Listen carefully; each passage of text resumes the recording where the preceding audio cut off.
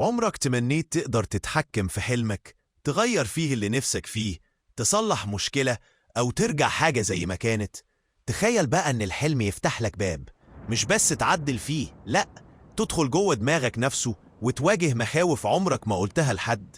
فيلم النهاردة من نتفليكس In Your Dreams بيحكي لك عن أخت وأخوها دخلوا عالم الأحلام عشان يصلحوا عيلتهم، بس اللي استناهم جوه كان أخطر وأعمق من أي حلم جه في بالهم. أهلا بيكم يا جماعة، معاكم إبراهيم من قناة كرتونة فيشر.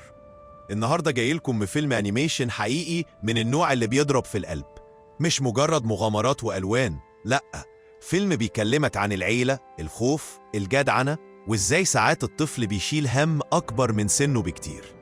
فيلم In Your Dreams نزل على نتفليكس من إخراج أليكس وو، ومش هبالغ لو قلتلك إنه واحد من أكتر أفلام الأنيميشن اللي قدمت رسالة ناضجة بشكل مبسط.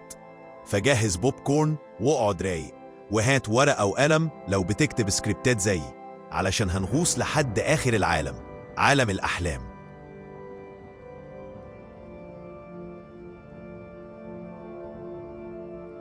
الفيلم بيبدأ بحلم بتاع ستيفي وهي عايشة مع أهلها ومبسوطة، لحد ما أخوها عيط والحلم باظ بالنسبة لها، وتصحي ستيفي على سريرها ونرجع للحياة الواقعية. إحنا جوه بيت ستيفي وأخوها إليوت. ستيفي بنت عندها 12 سنة، كبيرة العيلة، شايلة هم أكبر من سنها، مشاكل بين الأب والأم، اختلافات، خناقات صغيرة، بس ستيفي شايفاها علامات النهاية. وبينما الأب مشغول في شغله والأم مشغولة في شغلها وإن كل واحد في وادي، ستيفي شايفة إن المسؤولية في بيتها هي، لازم أصلح بيتنا. أخوها إليوت طفل لطيف عنده 8 سنين، بريء، عايش في خياله، شايف إن أي حاجة ممكن تتحل بخيال ولعبة وضحكة. الاتنين مختلفين، بس اللي ما يعرفوش إنهم هيواجهوا رحلة عمرهم مع بعض. والدتها تطلب منها إنها تساعد أخوها في بحث المدرسة. ستيفي وإليوت بيروحوا محل خردة قديم، والقدر يلعب لعبته. إليوت يلاقي كتاب ضخم، ريحته قديمة وغلافه غريب. الكتاب بيتكلم عن شخصية أسطورية اسمها ساندمان، صاحب قدرات تخليك تدخل عالم الأحلام وتحقق أمنية واحدة. أول لما يمسكوا الكتاب النور يطفي وينور والأغاني تشتغل لوحدها، والإليوت ياخد الكتاب معاه ويروحوا البيت، وبالليل يقرأ التعويذة.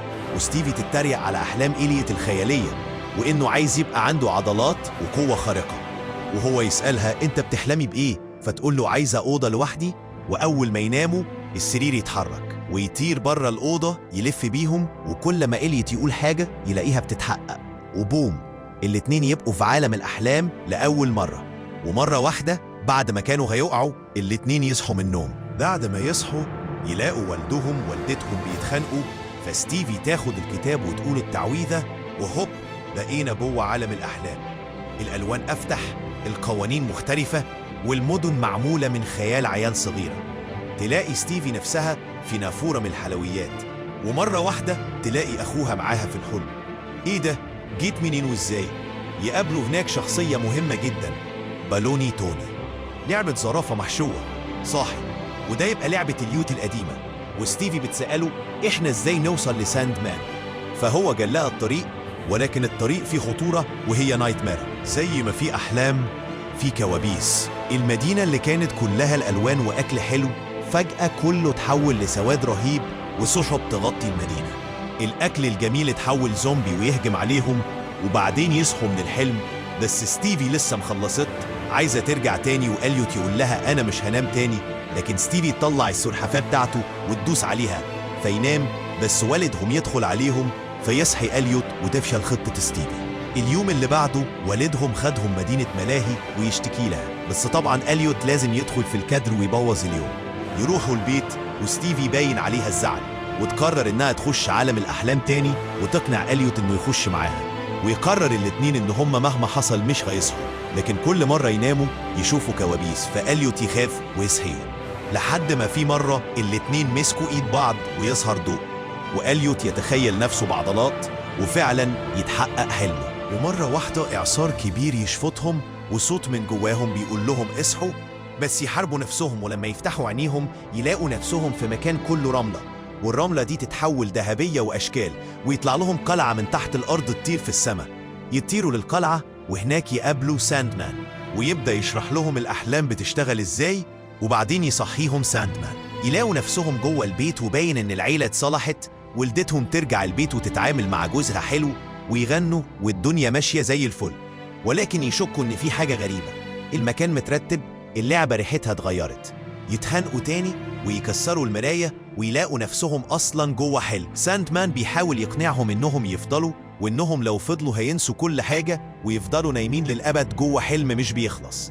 ستيفي عايزة تروح لكن أليوت مش عايز.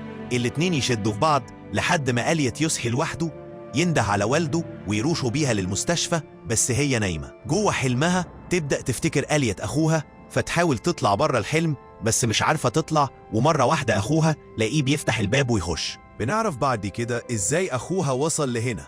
بنشوف إنه قابل نيتمارا وطلعت غير لما كنا فاكرين دي طيبة، وهنا عرفنا إن هي وساندمان كانوا صحاب بيشتغلوا مع بعض، وأخوها يفك سحر ساندمان ويحاول إنه يموتهم، بس يجي للإنقاذ الزرافة المحشوة.